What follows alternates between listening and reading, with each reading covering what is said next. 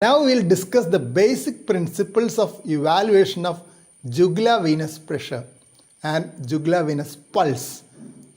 These are assessed in the internal jugular vein and not in the external jugular vein.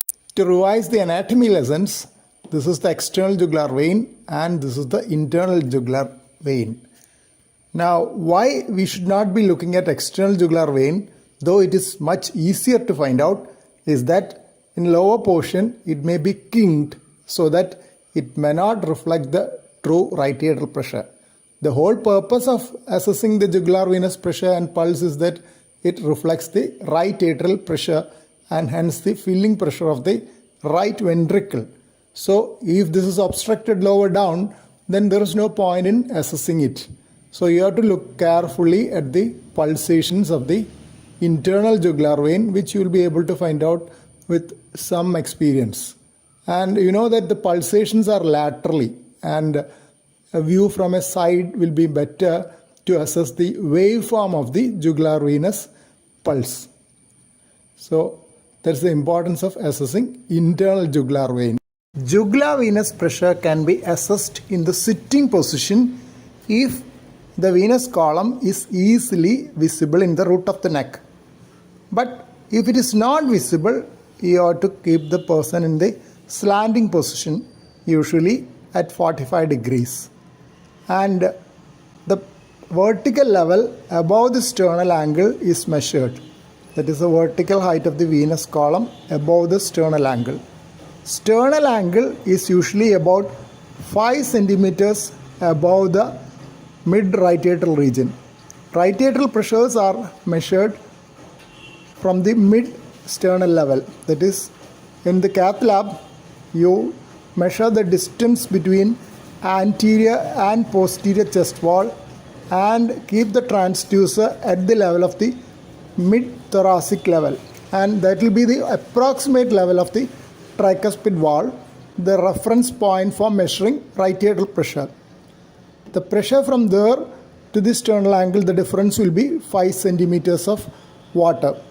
So if you measure from sternal angle, suppose the jugular venous pressure is 5 centimeter, then the right atrial pressure will be 10 centimeters of water, and that will be approximately 10 millimeters of mercury, though it is not exact. And after measuring the jugular venous pressure, we will also look at the pulsations of the jugular vein.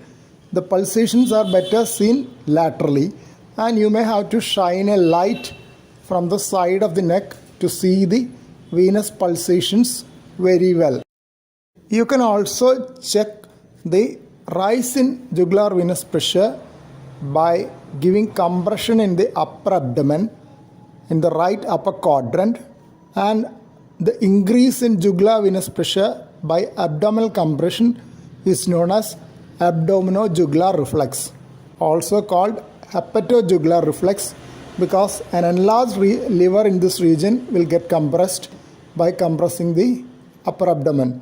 But actually it is the increased intra-abdominal pressure which is transmitted to the inferior vena cava and from there into the right atrium and into the jugular venous column.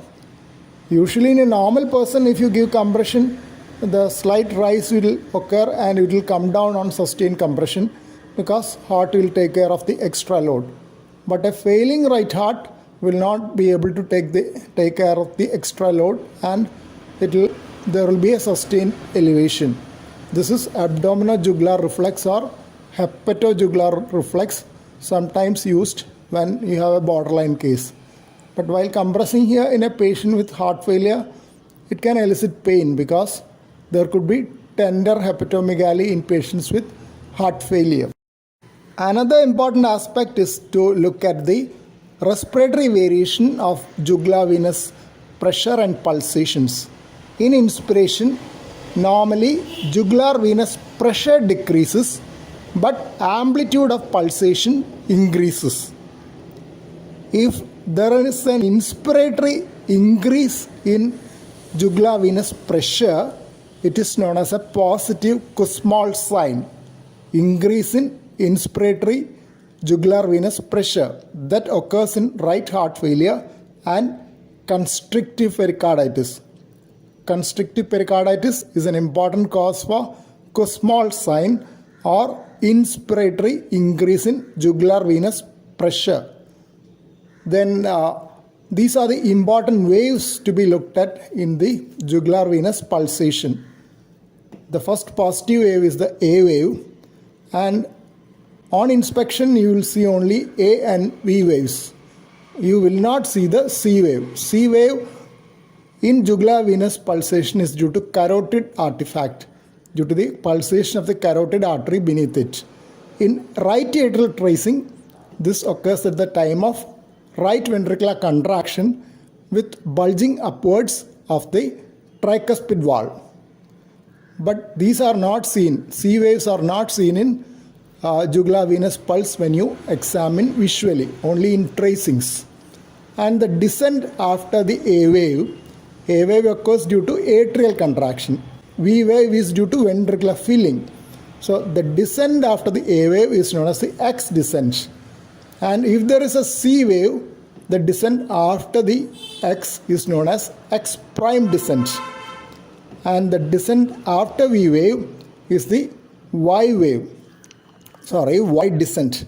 X descent, X prime descent, and Y descent. The X prime descent is absent in tricuspid regurgitation, in which C and V waves fuse together. The Y descent is shallow in tricuspid stenosis and absent in cardiac tamponade. On the other hand, the Y descent is very prominent in constrictive pericarditis, and it is known as Frederick's sign. An often asked question is, how will you differentiate between venous pulsation and arterial pulsation? So the answer is, arterial pulsations are better felt than seen, while venous pulsations are better seen than felt. Then venous pulsation has a definite upper level.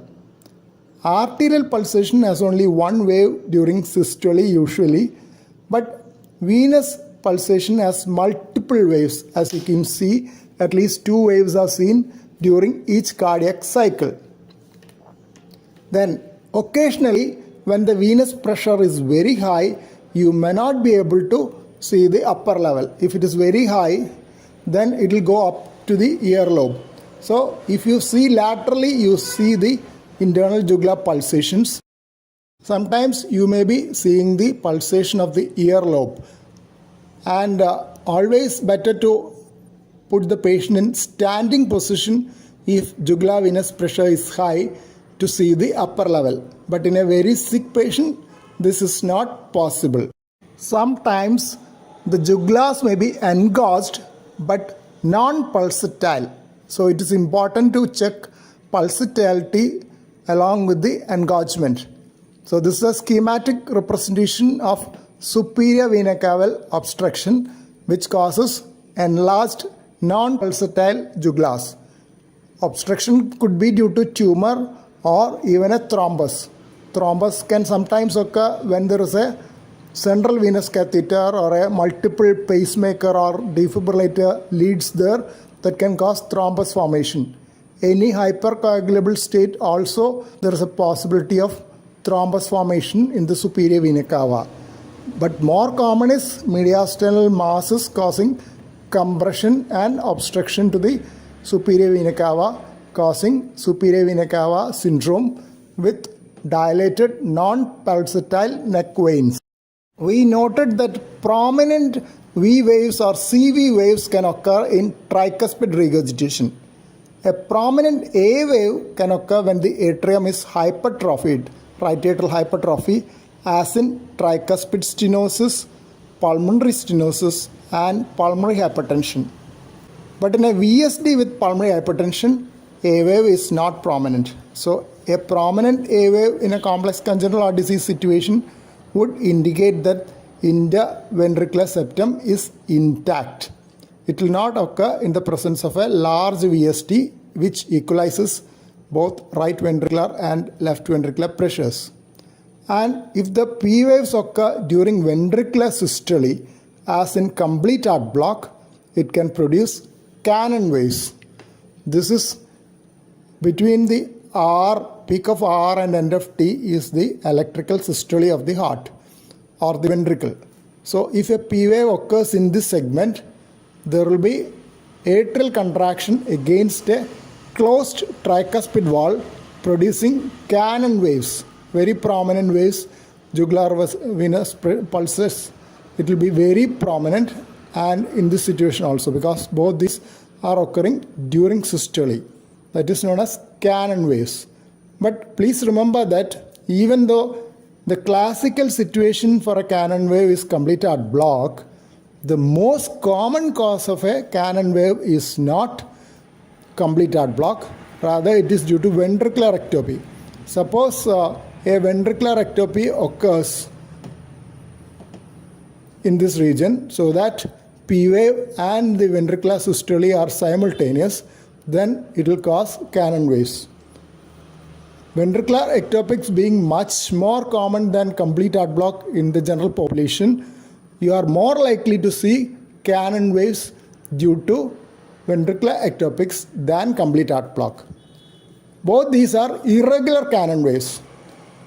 It will not occur for every cardiac cycle. This cardiac cycle, there will be no Canon wave because P is before the QRS complex. These two there will be. In this case also, most probably it will not be there because P wave occurred almost at the end of T wave. So by the time after the electromechanical delay, when the atrium contracts, ventricle will be in diastole. There are situations in which there can be regular Canon waves. One is ventricular tachycardia with regular retrograde activation. Second is junctional tachycardia. Then sometimes prolonged first degree AV block. Suppose this is a little more prolonged. This P will come here. That can also cause regular Canon waves. Especially in patients with rheumatic fever, PR interval is prolonged and there is sinus tachycardia. So instead of the QRS being here, it will be here and the P wave will be here. So rheumatic fever is one situation where you may sometimes see regular Canon waves because first degree AV block in the presence of sinus tachycardia, P encroaches onto the previous systole.